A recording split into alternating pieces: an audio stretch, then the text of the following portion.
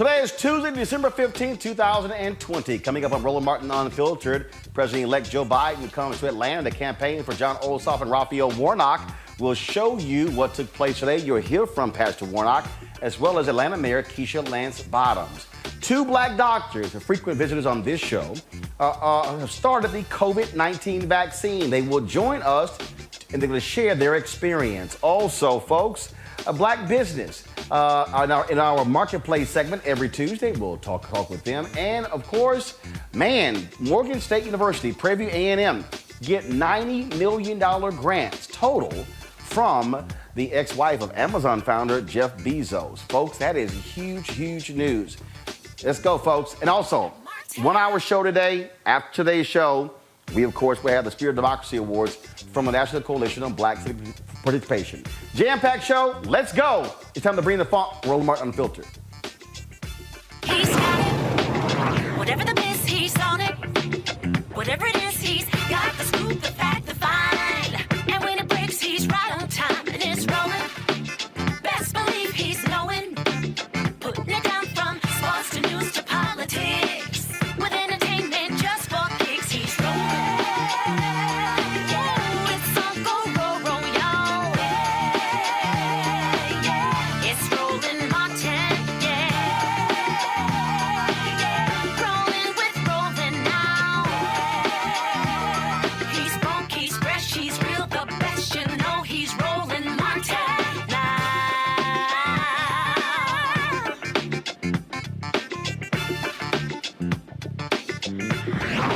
Martin.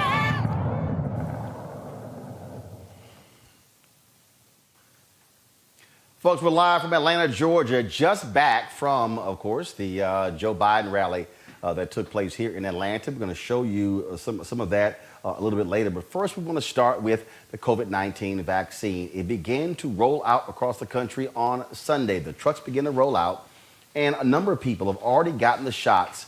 And two black doctors who are frequent commentators on this show, they have started that vaccine today. Joining us right now is Dr. Tyson Bell. Of course, you might remember him numerous times on this show. He joins us right now.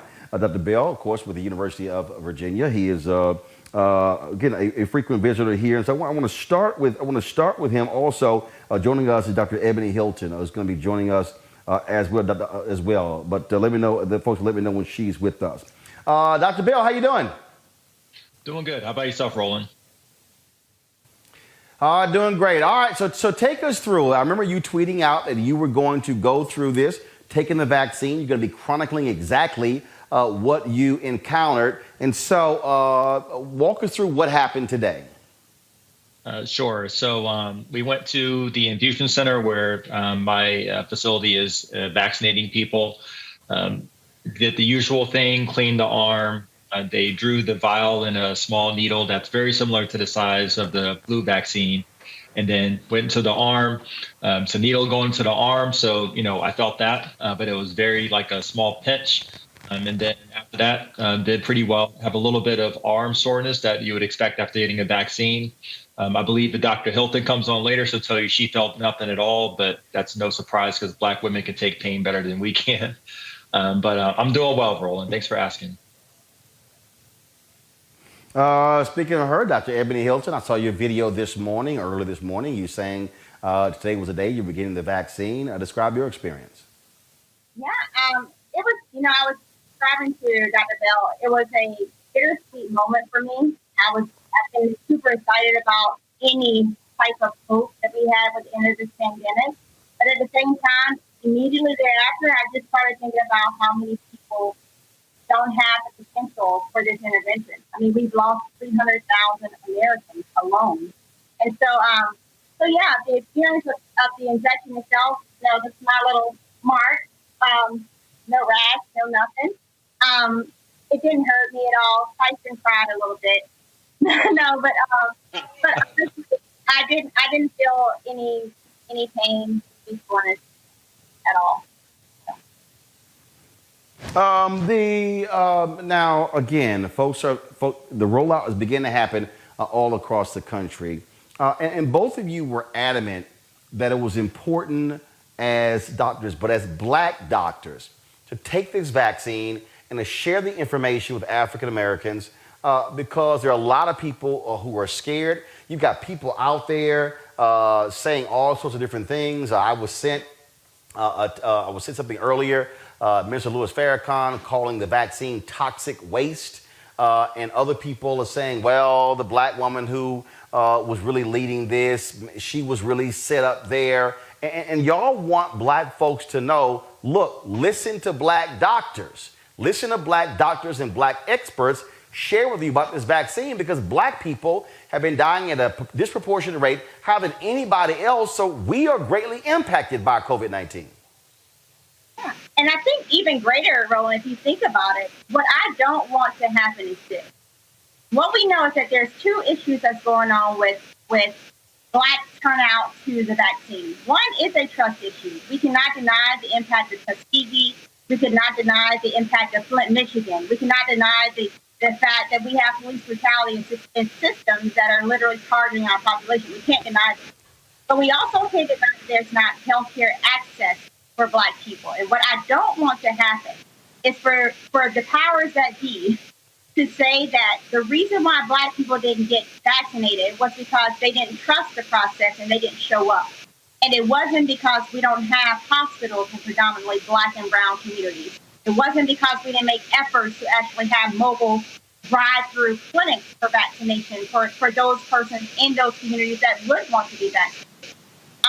At this point, we know that was the truth for COVID-19 testing, right? That in the beginning, more testing was done in predominantly white communities. We don't want to get that behind that 8 ball. So I'm not going to give the government, I'm not going to give policymakers that cop-out of saying black people didn't want it, because I don't think that's simply true. Come and speak to our community. Come and educate us. Let our leaders, let them talk to our community. But don't shut us out. We demand that the equity in rollout, and we demand that you actually bring those vaccines to the persons that are dying at higher rates from COVID-19 in the first place. Dr. Bell, Dr. Hilton talked about Tuskegee. The reality is, when you look at the maternal health of black women as well, African Americans not trusting, how they're impacted, not trusting white doctors. But this is where, if you're African American, there's a reason we are putting black experts on. There's a reason we are putting black infectious disease specialists, putting on black doctors, putting on black ER doctors, because we want to be able to let black folks know that, look, this is where we stand, our own experts. Now, damn it, if you can't believe black experts, well, then who you gonna believe? Roland, what I would add to that is that this is personal for us. We represent the communities that we come from and my family and that history, but this is personal. So when you see numbers like there's a disproportionate number of African Americans who have contracted COVID-19, these are our family members. When you see that African Americans are getting hospitalized with COVID-19 more so than their white counterparts, that's people in our family, and people have died of COVID-19. That's in our family. So, this is such a visceral feeling, and what we're dealing with is real. Now, Dr. Hilton and I, our bodies are our temples, just like you and everyone else. And with the evidence that we've seen so far, understanding the distrust within the community, some of that earned, let's definitely point that out. But we're confident in the safety and efficacy of this vaccine enough to put it in our own bodies and serve as that example. And this is the step that we can take to protect the health of ourselves and our family members and ultimately protect our community. What are y'all planning to, how are you planning to do this? Are you looking to chronicle this on social media every single day so people understand what you're going through, what your body's experiencing? I saw the sister who was involved in the trials. She talked about, the sore pain she had in an arm for several days. She talked about, other effects of being cold, on the second day. And so she really wanted people to understand what she was experiencing. Dr. Walter Kimbrough, the president of Dillard University, he was involved in the same trials. He believes that he got the placebo because really he didn't experience anything. No one knew. It was all blind. So how are you looking, Dr. Hilton, to really convey to folks your experiences? Yeah, I think in as many platforms as possible. So yes, I plan on daily posting videos of what am I experiencing, so people can one look at me themselves and say, does she look different? So you can find me on Twitter on Ebony J Hilton _MD. I'm on Facebook under the same title. LinkedIn. On my YouTube page is Good Stop Consulting YouTube page. I'll upload those videos that you can track daily. And then another thing we've done is partner with, there's an app called ShareCare. And ShareCare is basically an app that's WebMD meets Eastern and Western medicine and videos that highlight issues that are pertinent to today. And those documents, they're going to roll out those videos and bring them into a compilation. Same for you, Dr. Bell. Same. I will be sharing on social media.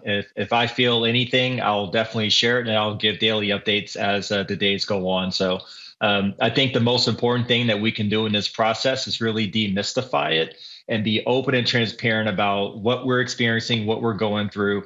Because one way that we can bridge this trust is by actually opening our lives up, and we're making ourselves available. In addition to sharing what we're going through, we're making ourselves available to questions from the community, and every question's on the table. I think, whether it's concern about the vaccine itself, what's in the vaccine, how does it actually work, what the approval process was, why do we have it at such a quick time point compared to other vaccines? These are all things we need to get into. So look us up, hit us up, ask questions, put your comments in. We will engage you. All right, then Dr. Tyson Bell, critical care and infectious disease specialist with the University of Virginia, and Dr. Ebony Hilton, associate professor, anesthesiology and critical care medicine, University of Virginia. Both of you, thanks a lot. Thank you, Roland. All right, I want to bring in my panel here. Rena Shaw, the Lincoln Project Women's Coalition. Mustafa Santiago Ali, former senior advisor for environmental justice at the EPA. And Jason Nichols, Department of African American Studies at the University of Maryland. Mustafa, I want to start with you. The fact that, okay, I'm sorry, Mustafa is not there. So Rena, I'll start with you. This is going to be important because we are living in an age of distrust. You've got the anti-vaxxers. You've got the anti-mask people. You've got African Americans historically who have not trusted the federal government, who have not trusted medicine and science. And this is really where people who trust other people are going to be vital, because this is life and death that we're dealing with here when we talk about the COVID-19 vaccine. Roland, it's so important to talk about facts, and I believe that sharing in this era of transparency is the best thing our physicians can do, is to show how this vaccine that they've just taken impacts them. Do they look different? Something as seemingly comical, something out of a sci-fi movie like that. People are embracing conspiracy theories like that. So until we have medical professionals doing just what these two physicians spoke about, which is sharing as much possible, we won't have people talking to their friends and family about just how normal vaccines should be in our society. Number one, our life expectancy has gone up so much. At some point, prior to some of the greatest vaccines like polio, for example, I remember my late dad was a polio survivor, actually. He was born in the year 1944. But if we look back then, before we had these tremendous vaccines, life expectancy was around 47. We are now looking at life expectancy of 77. Vaccines have done a great credit to modern society. The fact that we live in the year 2020 and people are pushing conspiracy theories, each of us has a responsibility as American citizens to push back with facts. And so with that said, I really want folks to know a couple of things here. This vaccine that was approved by the CDC panel on Saturday, I've taken some notes, so forgive me, audience, for looking down a bit. But it's important. The Pfizer vaccine, it's important to know three things about it. And one, it's approved for people over the age of 16. Secondly, people who are immunosuppressed. trouble with their immune systems due to HIV, for example. We don't know how the vaccine is going to impact them. So medical experts are cautioning about those folks taking the vaccine. But again, anybody watching, please consult your physician about whether you should take the vaccine or not, given your health condition. Thirdly, anybody who's prone to anaphylaxis, which is essentially allergic reaction. Medical professionals are keeping EpiPens on hand for those people. And again, if you were somebody with these prone to allergic reactions, certain allergies, do talk to your medical professional. These are 3 things we know. We also know that this vaccine is administered in 2 doses. So that's another thing. People say you really need to be vigilant yourself about that second dose, because states have not been given the money they need by the federal government as yet to be able to do the tracing that is needed in order to keep up with the people who get that first dose. So I just want to really express to our audience how important it is for each one of us to do our part and read as much as possible and keep in touch with our medical professionals, because particularly for people who are brown and black, this is life or death for us. Right. We are impacted far differently than white populations. Science has shown us that this year. We have credible evidence pointing to that. Jason, trust. That's what it boils down to. And again, this is where black medical experts and black scientists are going to be critical, because if people don't quite understand reality, we've crossed 300,000 dead. And it's not just the folks who have died, which is shameful and despicable in itself, but it's also the people who are still trying to survive, who have survived, but are still having health consequences as a result of COVID-19. Absolutely. You know, I'm the son of a physician. I always trust science. I will say that, in terms of the early myths that we had, there was a myth that black people were immune. I remember hearing that and having to challenge that from lots of different people saying that, oh, black people, we don't get it. And then we start seeing more and more people get sick, more and more people die, people not paying attention to science. I would agree with your last guest about the importance of vaccinations and what they've done to make our population safer. Not only African Americans, but just about the entire population has become safer. We're living longer because of vaccines.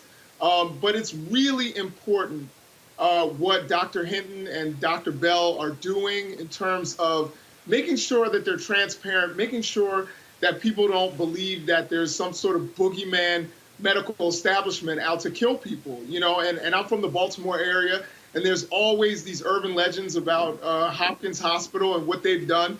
And the stories, have been really harmful because some of it is based on some level of truth with Henrietta Lacks and other people who have been done wrong by the medical establishment. So it's important that black people who are involved in the medical establishment do what they can to dispel that, do what they can to bring trust back to the community and make sure that people are trusting science and health. And I think it was most important what Dr. Hinton said, and that is that oftentimes they're going to blame this on black people and say, well, they didn't want it, they didn't trust us, and not on the fact that 46% of hospitals in lots of black communities have shut down. The fact that many black people don't have a primary care doctor, and that's due to insurance imbalances and disproportions that are out there, that black people are twice as likely to be uninsured. So I think that there are a lot of issues that people need to pay attention to in order to keep black people healthy and living longer and continuing the trends and the strides that we've made, particularly since the Affordable Care Act. Mustafa, believe science, which means if you're going to say believe science, you got to believe scientists, which means it comes down to trust. It does. Trust but verify. And good scientists will make sure that they're putting the information in front of you so that you can make informed decisions for yourself. But a part of that trust paradigm is also making sure that we're getting the resources to our organizations, the National Medical Association and other associations of public health doctors, who can be in our communities, helping people to navigate the information, helping churches and fraternities and sororities and others to be able to have trust in the system and also trust in the information and being able to share it in a way that makes sense to our folks. So it is trust and verify, but it is also make sure the resources are there to get the messaging out. All right, folks, we are here in Atlanta where today President-elect Joe Biden was in town to hold a rally supporting Pastor Raphael Warnock and John Ossoff, who are both running for the United States Senate. They are embroiled in a bitter runoff against Senators Kelly Loeffler and David Perdue. The event took place, social distance rally, a drive-in rally, and here are some of the excerpts of today's rally.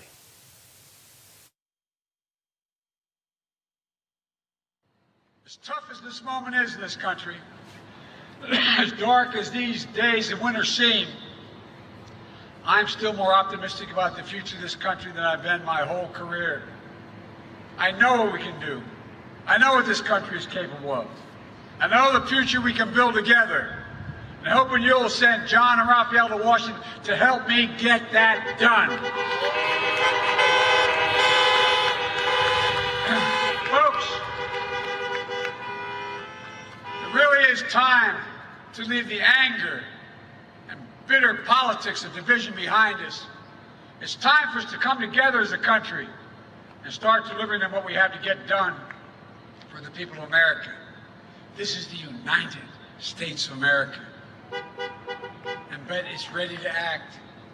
So send John and Raphael to Washington. And that's what will happen. You know, I ran on the commitment to be president for all Americans. John and Raphael are running on the commitment to be senators for all Georgians. I'm asking you what you're already doing to support them, because if you do, the doors of promise and progress are going to open in Washington. We're going to start to get done what we have to do. More than anything, we'll make the lives of every Georgian, the lives of every American better. That's not hyperbole, that's a fact. And all begins with your vote. Starting today, as I said, you can vote early. Go to iwillvote.com/GA to find your polling location. Tell your friends, your family, just like you did in November. Turn out the vote so it's not even close. Don't give them an excuse. Don't let them take away your power. Vote for both John and Raphael, and remember the final words left to us by Congressman, my dear friend and American hero, John Lewis. Remember what John said? He said, the vote is the most powerful non-violent change you have in a democratic society. And you must use it, because it's not guaranteed you can lose it. So use it. You have the power to win this election again. Let your voices be heard, so the voice of Georgia can be heard. There's nothing beyond our capacity. There's no limit to America's future. The only thing that can tear America apart is America itself. So let's choose hope over fear, unity over division, science over fiction, and yes, truth over lies. It's time to stand up, take back our democracy. Send me these two men, and we will control the Senate, and we will change the lives of people in Georgia. God bless you, and may God protect our troops. Go out and vote. Vote. Hello, Kirkwood. Hello, Georgia. Well, we got to do it again, guys. A few weeks ago, we had a conversation about what was at stake in these elections. We talked about the fact that we were in the midst of a global pandemic. Well, we've gotten a little closer to salvation with a vaccine, but the vaccine isn't going to solve every problem. And we have an economy that's imperiled, but a new president can't solve that alone. And we are in a space where racial reckoning is not going to disappear just when the years change. We've got to stay committed, and we've got to have a plan. John Ossoff understands what it means to be a small business owner. You see, he owns a business that has one singular objective: to root out corruption. And we picked the perfect target, David Perdue. Raphael Warnock has led his church and led his community with grace and with value. We have a perfect target for him. Someone who seems to forget her values when opportunity is on the line, and that's Kelly Loeffler. But with John Ossoff and Raphael Warnock, when they get to the U.S. Senate, we get the better deal that we need. We get the change that we need. We get the progress that we need. But let's put it into context.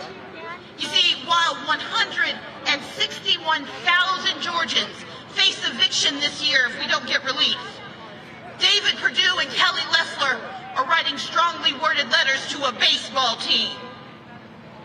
While 160,000 people worry if they will be able to sleep inside at night, they're worried about the name of a baseball team.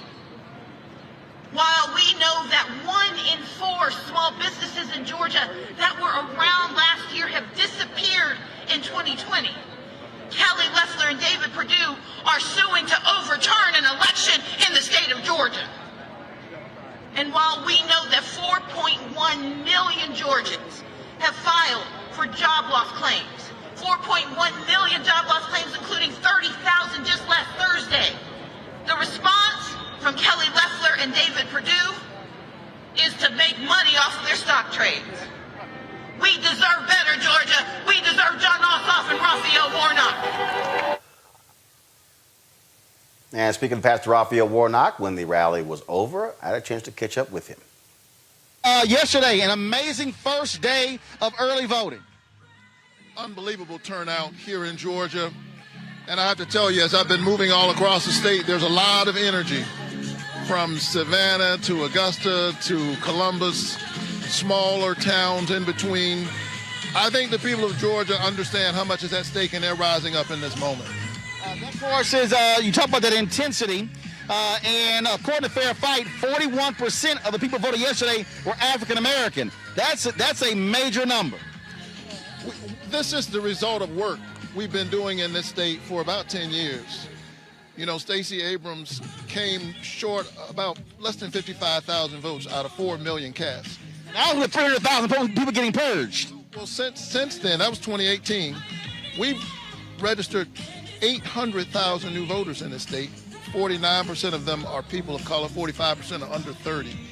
And so you're witnessing the new South rising. Georgia is the tip of the spear. Last question. Some 23,000 young people, who are 17 and a half, they could be 18 by election day. Again, folks are trying to find them to get them to come out and vote. I mean, that number there could very well determine the election. Oh, absolutely. Young people are rising up, and we saw very impressive voter turnout among young people during the November 3rd election, but we can't let off of the gas. We got to keep pushing hard all the way to January 5th. Vote by mail, vote early in person until December 31st. Spend election day. We should no longer be talking about election day. It's election season, and that season is now. You should spend election day getting the remaining folks in your circle who haven't voted out to the polls. But our votes need to be in the bank by December 31st. Pastor Warnock, I appreciate it. Frank, keep it up. All right, take care. Also, I had a chance to talk with Atlanta Mayor Keisha Lance Bottoms. All right, Mayor Keisha Lance Bottoms. First of all, how you doing? I'm doing great. Wasn't this a great rally? It was. First of all, thank goodness there was no rain. Otherwise, we'd be playing in the mud over here. But one of the things that jumps out yesterday, amazing turnout on the first day of early voting. Fair Fight says 41% of the turnout African American. Well, I'm so excited to hear that, and just to have President-elect Biden here really speaks to how important it is. And we need all of the influence and excitement that we can get, because it's always a challenge to get people to show up for runoffs in our state. So I'm glad that all eyes are on Georgia.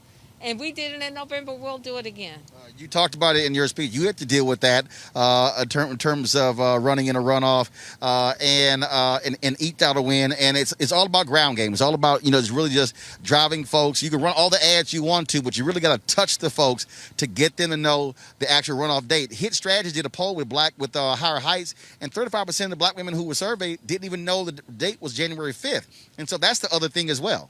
No, it's so important because we have to educate people. We have so many new voters in this state, and so many people believe that they got it done when they went in November, and they don't even understand the concept of a runoff. And that's why it's important for us as elected officials and community organizers to educate people and tell them why it's important. And when we tell people why it's important, they will show back up to vote.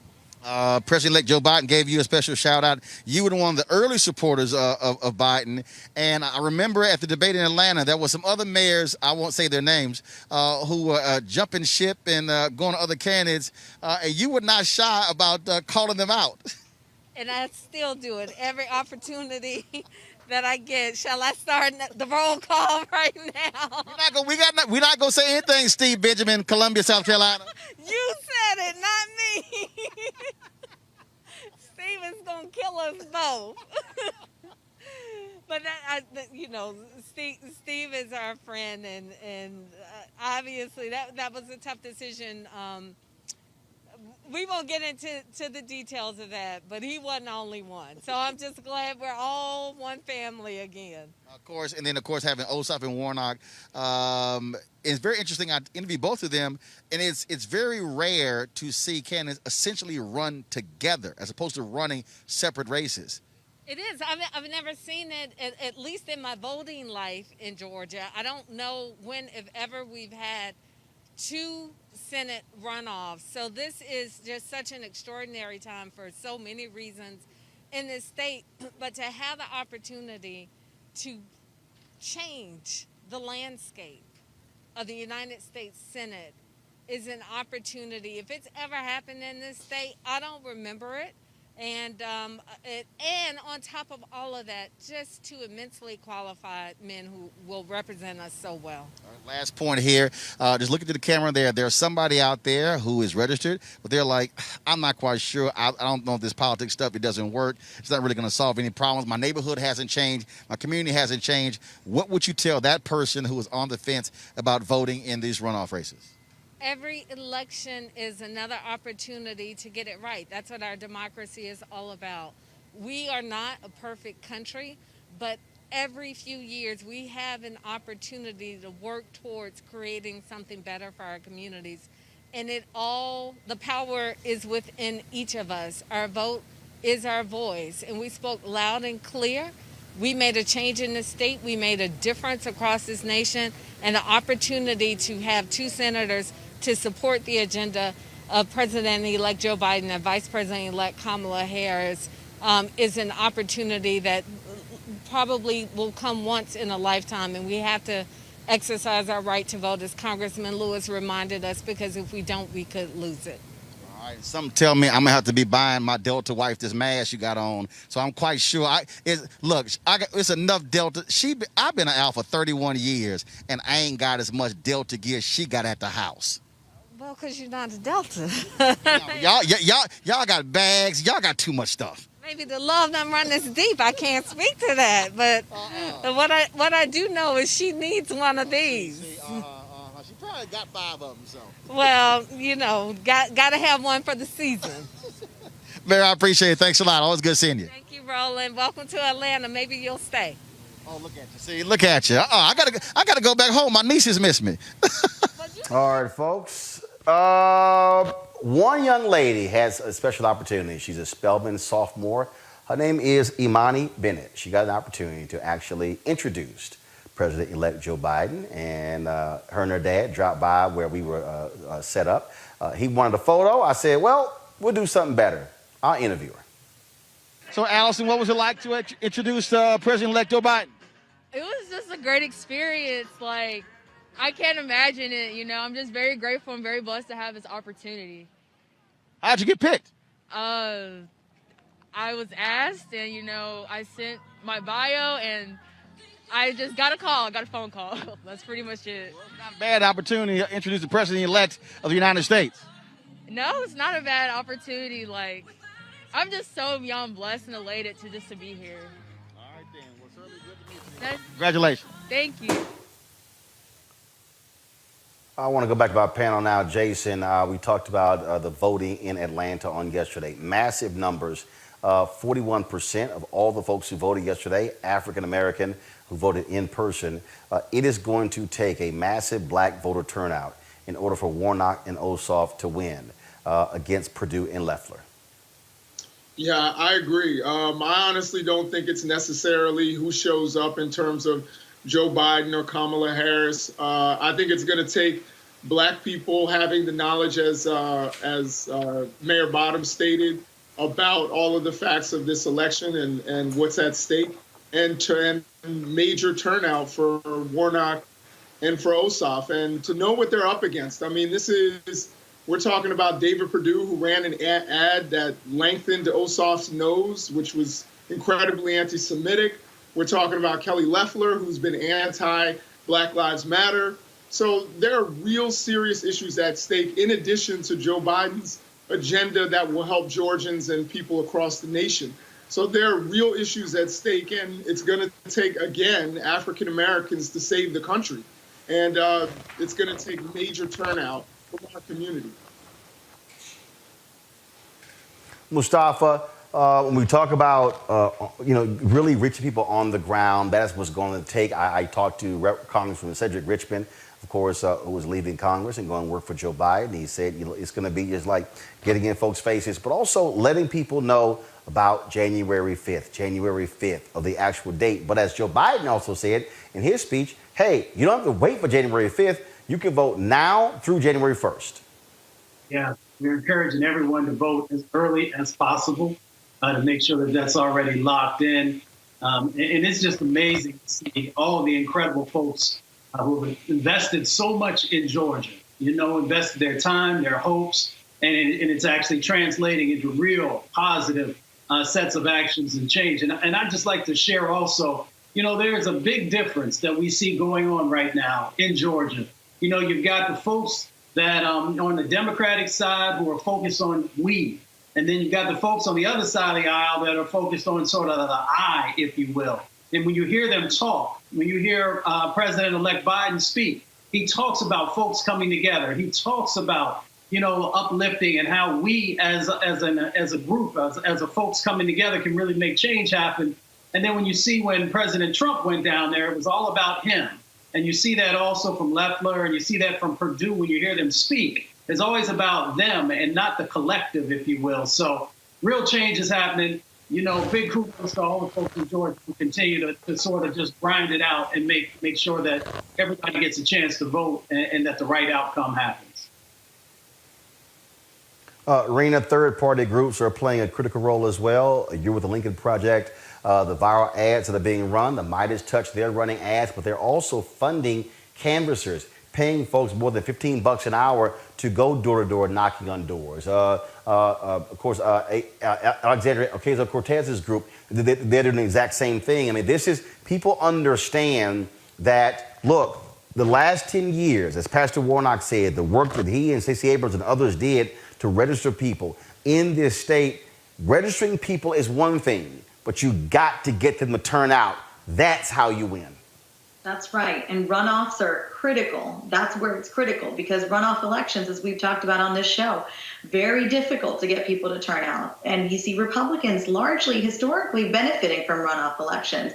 So all eyes on Georgia, admittedly, because that almost means that the fight would be finished at that point. It feels like, sure, we have a president-elect Biden, but the control of the U.S. Senate, it is so pivotal to what we will see happen in our lives in the next 4 years. So anybody watching today that is sort of feeling like, man, what's it matter? No, the fight is not finished. And I really believe that it was the best thing that President-elect Biden did by showing up in Georgia in person today.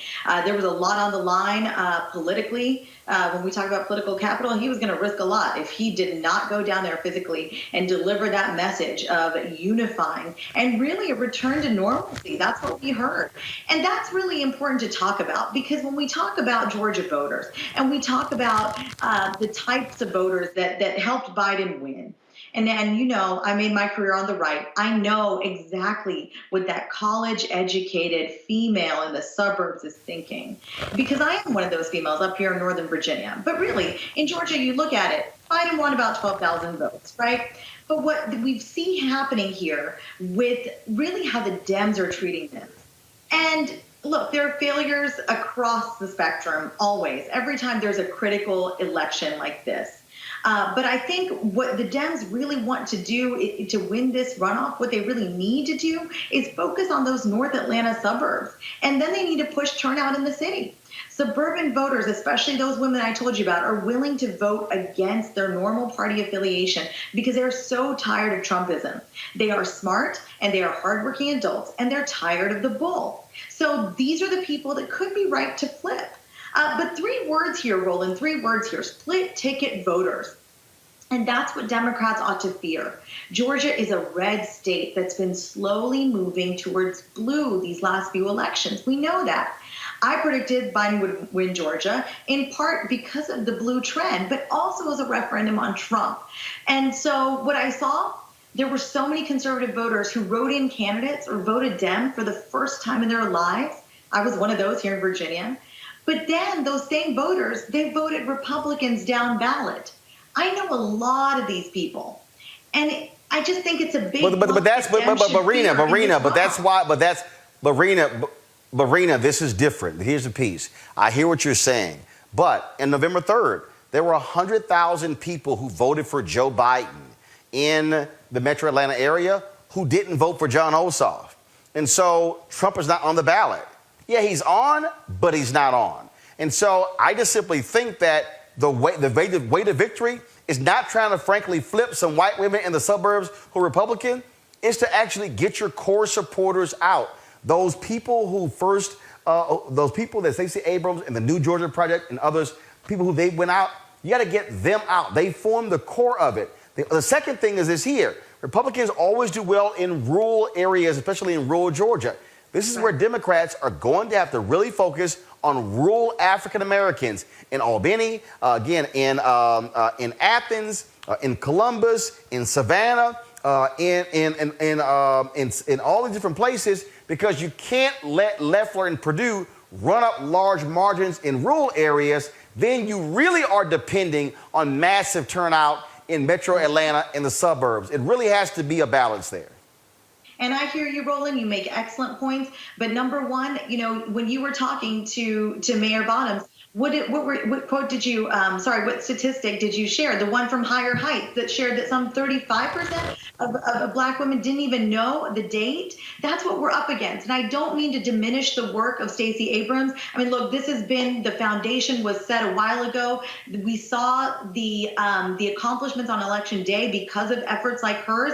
I do not mean to diminish those, but I want to be real with folks that we can't expect this robust turnout to really be everything this time. We may be disappointed if that's where we put all our eggs in the basket. So that's, to your point there, the rural part. And look, you may not like this, but I really think Warnock tweeting that he was a pro-choice pastor, I just don't think that was the best move for him. What I really feel, what I've seen, is that Perdue and Loeffler are capitalizing on the left surge to the far left. Ossoff and Warnock, I believe, they've done a lot of things right, but one thing I really think they've failed at is holding the center like Joe Biden did.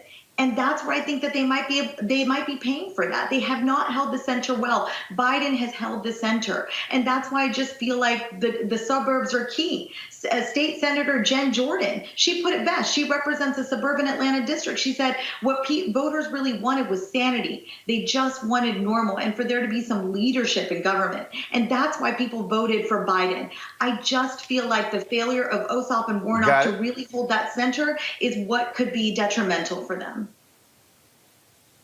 But Jason, here's the deal. Warnock's saying he's pro-choice. Hell, okay, show me how many Democrats are pro-life. That's not anything new. At the end of the day, that also appeals to their voters. Yeah, no, I was hearing everything Rena was saying until that point. Like, that's not far left. If you were going to talk about how they're trying to paint Warnock and Ossoff as socialists and as people who are like Bernie Sanders, who want to, if you want to say that they're trying to give people free stuff and they're trying to paint them that way and they're trying to bring up some things from Warnock's past that are untrue. I can hear all that. But if you're trying to say that, I think actually that appeals to women in the suburbs, even ones who are somewhat conservative. I know a lot of conservative women who live in the Northern Virginia suburbs, just like you do, who are like, you know, I have conservative leanings, but I also think my body, my choice. I really don't think that that necessarily hurts Warnock at all. I think Warnock, basically, as Roland has said, they've got to go out, they've got to, even in the midst of a pandemic, they've got to be door knocking. They've got to get people out to vote. They've got to turn their base out. Then from their base, you know, which is African American, both rural and inner city, but also then you start to expand out into the suburbs, try to give the same message that Joe Biden gave, that gets the suburban women. They are an important demographic, but they're not your base. The key here is to turn your base out, and then you start to reach out to others. And I'm not so certain that there are any suburban white or non-black women who are on the fence this late in the game. We are, you know, 3 weeks away from the election. I don't think that there's someone who's like, I don't know if I'm going to go with Warnock or Loeffler. I think that, you know, the way Warnock and Perdue and Loeffler have staked where they stand on the election and all of that, I think that people know where they stand one way or the other. Mustafa, final comment, and it simply is this. This is going to be about turnout. The reason I'm saying you have to turn out your core people, because you know for a fact they're going to vote. You just got to get them to the polls. If you're still trying to convince some people to vote for you, I don't know. As Jason said, you got 3 damn weeks. I don't know if you got much time trying to convince some folks. You got to get the people who you know are going to go your way to show up. Yeah, souls to the polls. I mean, it couldn't be any more clear than that. I've spent a lot of time in Georgia, both in rural Georgia and in urban centers. And Ossoff and Warnock, they have an excellent message for folks who are in rural areas. When they talk about jobs, they're talking about health care. Those are things that folks in rural areas care about. So it is all about just getting folks out, getting them to vote early or getting them to the polls. Roland, All right, I have folks, a prediction, if I Jason, may. Rena, and Mustafa. 20 seconds. 20 seconds. Okay. Go. I'll keep it short. Look, but my pro-choice pastor comment, I must say, was about the rurals. And I get it. I mean, this is tough. You're not going to convince anybody to change their mind fully here. I just think that there's some degree of success because of how fatigued people are in Georgia, the ads, all the mudslinging. But I know in the past I had said maybe on this show what I was feeling was that maybe Warnock was not going to benefit. But now my prediction, I've sat down and really thought about it. It's Perdue-Warnock, I think, because Perdue is pretty much believed in Georgia and he's the incumbent, so he sort of has that advantage.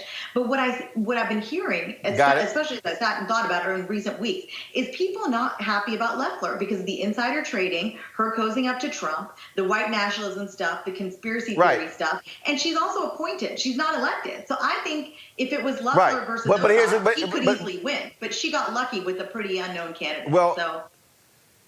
Bottom line is this here. They are running together, and so they're pairing them to vote for Ossoff, Warnock, and so we'll see how it turns out. Folks, I really appreciate it. Thank you so very much. Coming up next, our Marketplace business segment. You're looking for a black puzzle company for Christmas gifts? We got one for you. That's next on Roland Martin Unfiltered. Black self-reliance. It's central to our legacy. From inventions we use every single day to Silicon Valley or the Silicon Savannah. Black innovation has always made this world a better place. Greenwood's namesake, founded in 1906, built directly from the intelligence and discipline of black dreamers. Looking to create a safe, productive, self-sufficient society, looking for real freedom. So they built it. Imagine a black neighborhood with its own transportation systems, its own grocery stores, cafes, hotels, barbershops, banks, doctor's offices, newspapers, and schools. A black economy so rich that the dollar circulated 36 times within the community before leaving it. Whether you had a little or a lot, your black dollars had an impact. You know, the year 2021 is going to mark 100 years since the lives and life's work of the Greenwood community was violently destroyed. But that still hasn't stopped us. Black ingenuity has continued to astonish and inspire the world. So what are we going to do?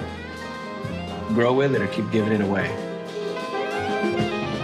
There's no question that black and brown people have laid the foundations of this nation. We have never participated fully in the green. We think if we can get some of that money to you, you will know what to do with it. Today's Greenwood is a coalition of everyday people.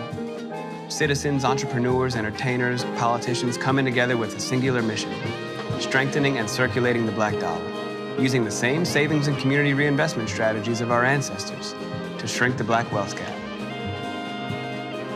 We've all heard the phrase, a rising tide lifts all boats. Well, we're rising now. Are you ready to live out your ancestors' wildest dreams? I know we are. And that's what Greenwood is ready to share with you.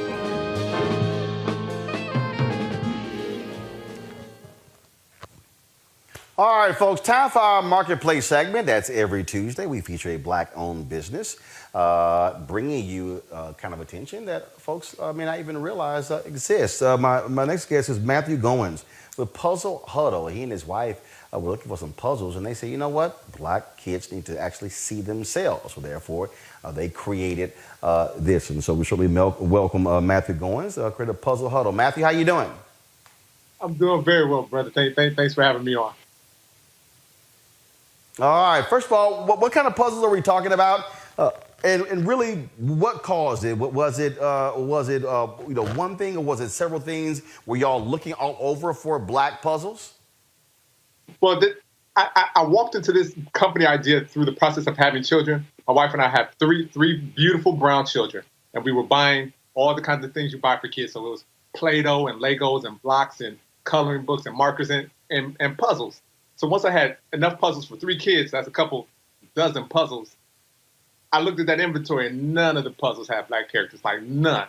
So I really just started cutting puzzles out of cardboard in my living room. I didn't start like with a business idea. I just wanted to fix the problem for my kids. So I was cutting puzzles out of cardboard, and they were just so flimsy and fragile, and they didn't hold together well. So one day we had to find a manufacturer that could make like a commercial puzzle, because our friends had young kids, and we thought that they will want black baby puzzles as well. So that's how we kind of stumbled backwards into having a puzzle company.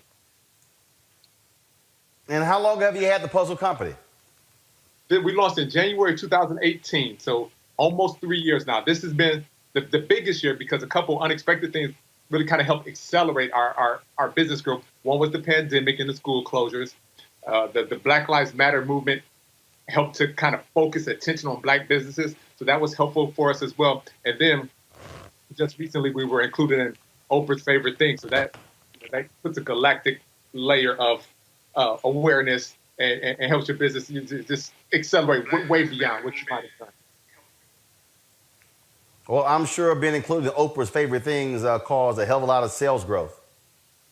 Yeah, it helps because I'm a full-time entrepreneur now. I left my corporate job a year and a half ago. So entrepreneurship can be challenging financially, but being able to be included in Oprah's favorite things helps us to get over the hump and helps us. We got 3 kids, so I'm still diapers and food and clothes, and Roland, I got student loans, so I needed this business to go to help us get to a great position financially. Well, it is certainly a fantastic idea. How many total puzzles do you have? We sell about 70 different puzzles. That they range in terms of size and complexity and images. So at the low end for a 2 or 3 year old, I had a 15-piece puzzle, and I work my way up to what might be a 9 or a 10-year-old on a 200-piece puzzle. So that will range from 3 or 4 years old up to a 9 or 10-year-old, and lots of different images. I got doctors, scientists, pilots, chemists, veterinarians, even got religion. I got Bible stories. I got a black Jesus puzzle. I got a black Noah's Ark. So we want to appeal to lots of different themes and values that might reflect, different important things for families. All right, then. Matthew Goins, Puzzle Huddle. What's the website? It's www.puzzlehuddle.com. If you think like football huddle, puzzlehuddle.com. And on Facebook, LinkedIn, and Twitter, Instagram, all the different social media handles.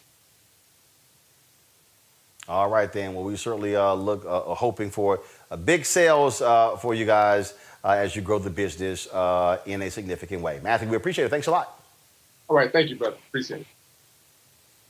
All right. Thank you very much. Folks, this is a short edition of Roland Martin Unfiltered because coming up next, we're going to have the National Coalition of Black Civic Participation, their Spirit of Democracy Awards. We're going to be streaming that. They're honoring some folks who have done amazing work when it comes to democracy, when it comes to voting rights and civil rights. And so, I'm a previous honoree of the organization. And so it's really important that we support the work that they do. The work that Melanie Campbell and others do has been vital. I've been working with their folks down here, the Georgia Stand Up group, when it comes to voting. In fact, we're going to be broadcasting the show from their offices tomorrow. And so we certainly will thank what they have done. And so really looking forward to this broadcast. So that's coming up next right here on Roland Martin Unfiltered. Folks, if you support what we do, we want you to support what we do. To join our Bring the Funk fan club, every dollar you give goes to support this show, allows us to be able to broadcast on the road from places like Atlanta, Georgia. You can do so by, of course, going to Cash App, $RM Unfiltered. We also have, of course, paypal.me/R Martin Unfiltered.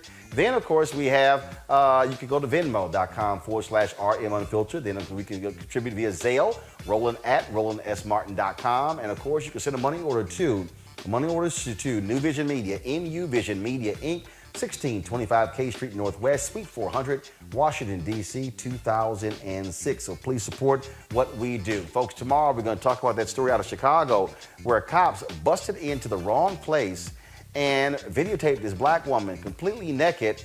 Why did the city of Chicago, Mayor Lori Lightfoot has to give some answers. Why did they try to stop a local television station from airing footage of the body camera footage? We'll also tell you about the case from Lamarck, Texas, where Ben Crump is calling for the body camera footage of an African-American man shot and killed by cops to be released to the public as well. So all that tomorrow right here on Roland Martin Unfiltered. Folks, thank you so very much. We appreciate those of you who watched today's live stream of the Joe Biden rally here in Atlanta. If you missed it, simply go to our YouTube channel and then you can watch the restream of that. Thank you so very much. I'll see you tomorrow. Holla!